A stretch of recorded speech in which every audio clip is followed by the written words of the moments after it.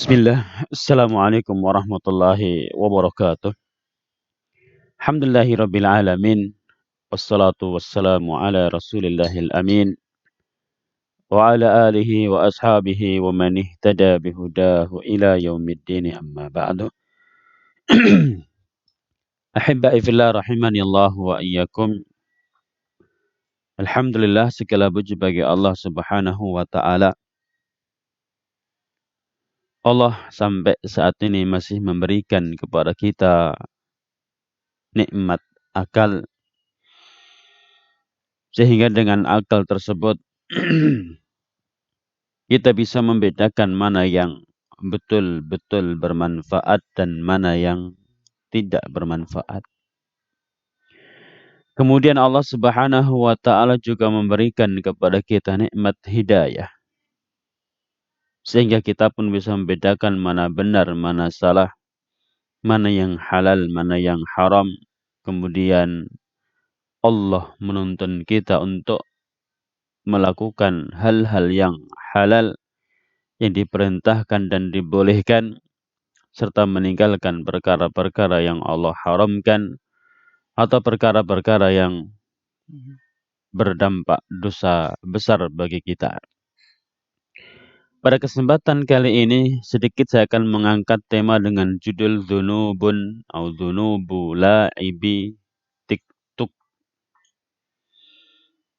Dosa-dosa bermain atau mereka yang bermain TikTok, salah satu aplikasi yang tentunya tidak asing bagi kita. Yang pertama, mahiyat TikTok.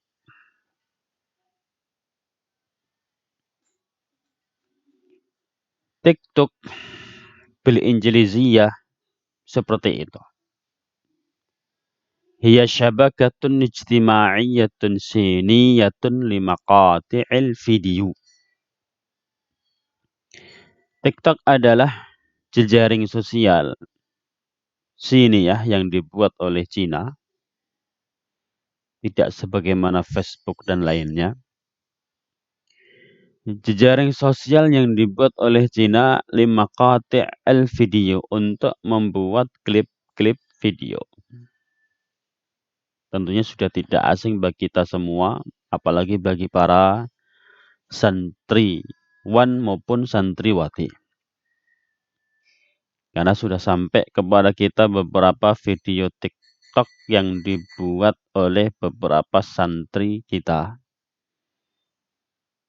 Kreatif memang satu sisi, namun tentunya di sini kita ingin mengkupasnya dari sisi syariat. TikTok ini penggunanya luar biasa. Di Februari tahun 2020 saja aksar min 800 milyon mustakhdimin mutafa'ilin fil alam, lebih dari 800 juta pengguna aktif di dunia ini. Februari tahun 2020. Maka sungguh lonjakan yang luar biasa.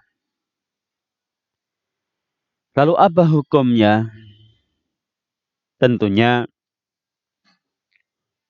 TikTok sebagaimana medsos yang lain, sebagaimana syabakatun ijtima'iyyatun yang lain, sebagaimana jejaring sosial yang lain. Artinya perkara dunia yang hukum asalnya mubah,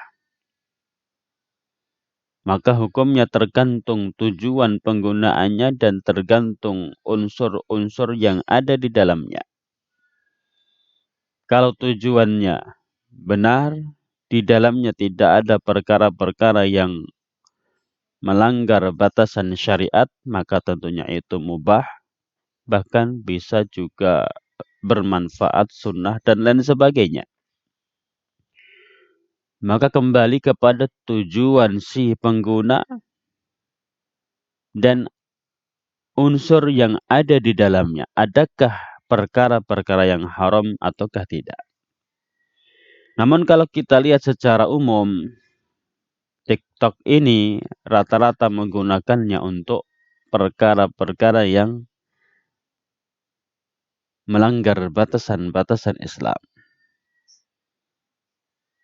Maka di sini saya angkat dzunubul ibi TikTok, dosa-dosa mereka yang bermain TikTok. Tentunya kalau itu memang ada dosanya. Maka tadi saya katakan hukum asalnya mubah.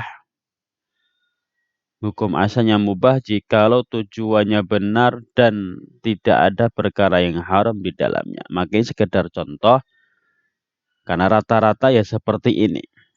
Maka kita lihat dzunubul ibi TikTok. Yang pertama adalah qillatul haya. Berkurangnya rasa malu pada diri seseorang. Betapa banyak laki, perempuan, tua, muda, remaja menggunakan TikTok. Kemudian membuat potongan video, klip-klip video yang betul-betul yang melihat saja sudah jijik di situ. Betul-betul tidak memiliki rasa malu sama sekali.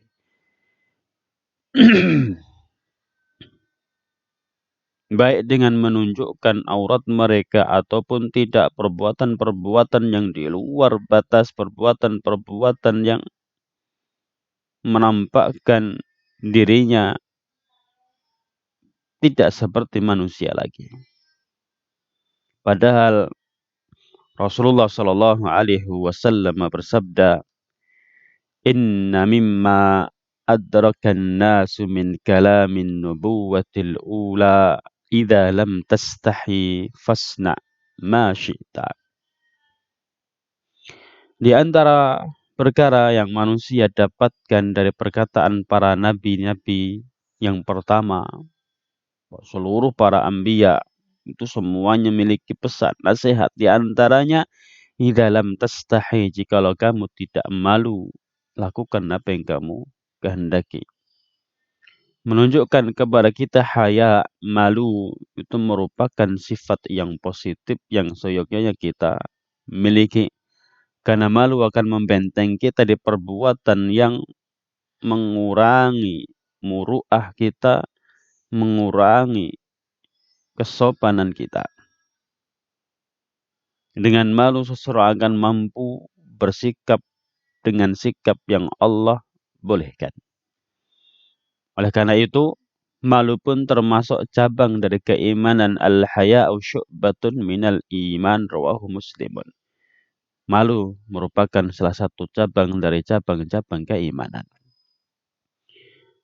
Maka sejauh mana seseorang bermain TikTok, maka sejauh itulah iman seseorang. Semakin tidak malu menampakkan video-video yang dia anggap lucu, sehingga cepat viral, banyak yang melihatnya, maka semakin iman dia pun berkurang. Semakin tidak malu, maka semakin imannya tipis dan berkurang. Dan itu rata-rata para pengguna TikTok. Jarang TikTok digunakan untuk potongan video, dakwah, nasihat, atau gambaran cara sholat.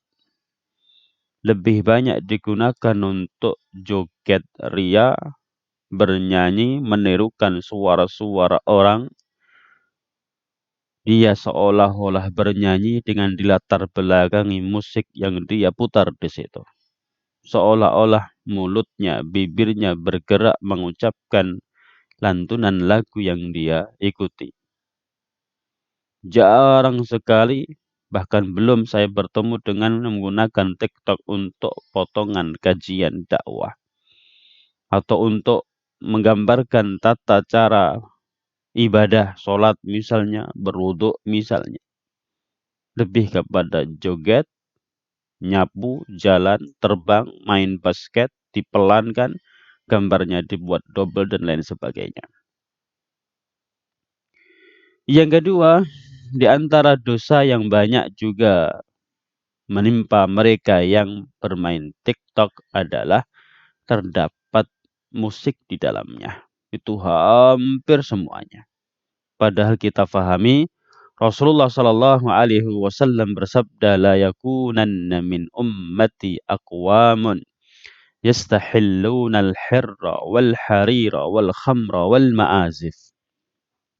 Akan ada dari umatku kaum yang menghalalkan sutra,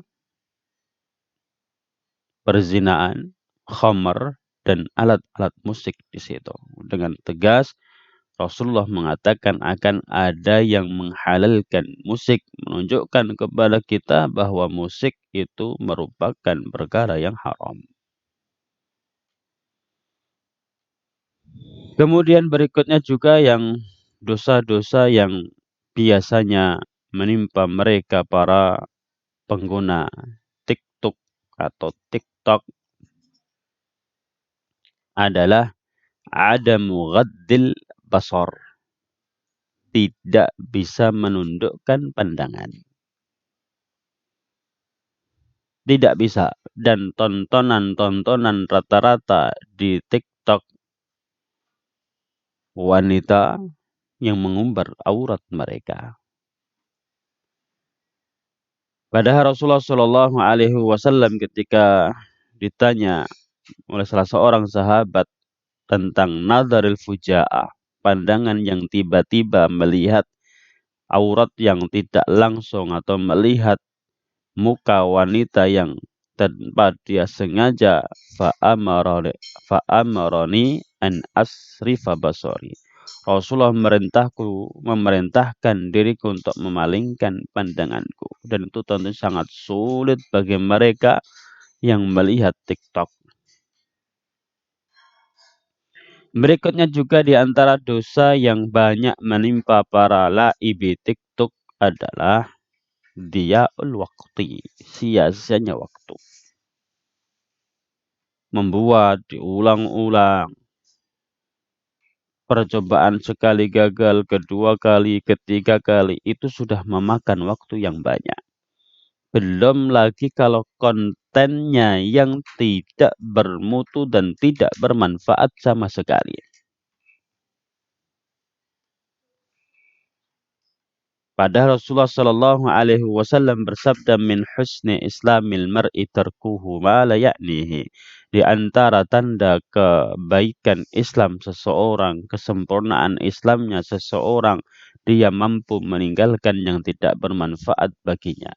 Meninggalkan perkara yang tidak bermanfaat di dunia maupun di akhirat.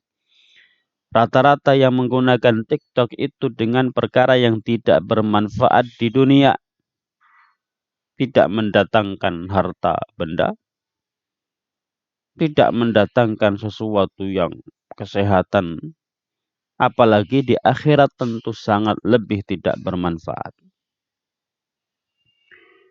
Kemudian juga al-ghulu, berlebihan. Ini yang juga banyak menimpa mereka yang menggunakan TikTok, sangat berlebihan, sangat alay, sangat lebay dalam menampilkan konten-konten mereka,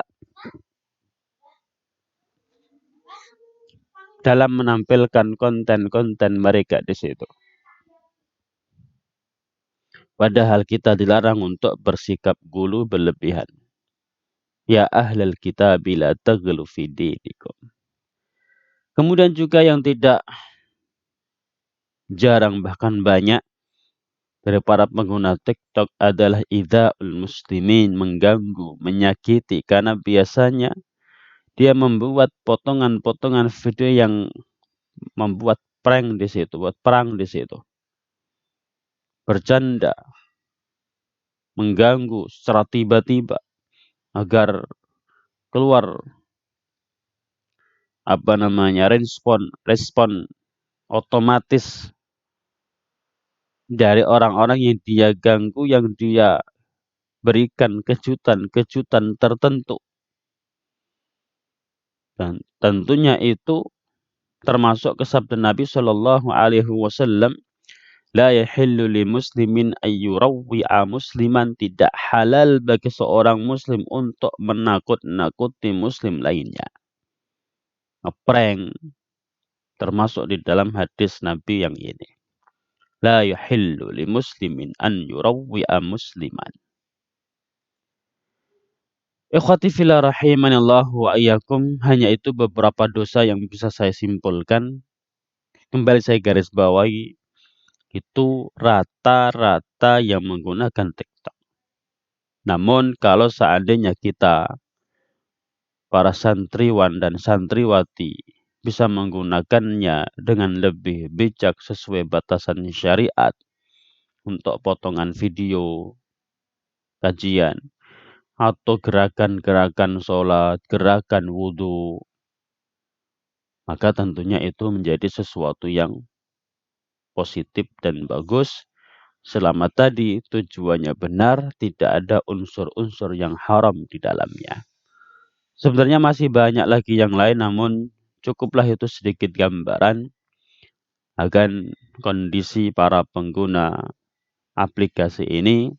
Semoga Allah Subhanahu wa Ta'ala senantiasa membimbing kita, memberikan hidayah kepada kita, sehingga bisa memilih mana yang benar dan mana yang salah, bisa memilih, membedakan mana benar, mana yang salah, mana bermanfaat, mana yang tidak bermanfaat, lalu kita pun hanya melakukan perkara yang benar dan yang bermanfaat untuk kita, baik di dunia kita maupun di akhirat kelak. Wassallallahu wasallam ala Muhammad. Wassalamualaikum warahmatullahi wabarakatuh.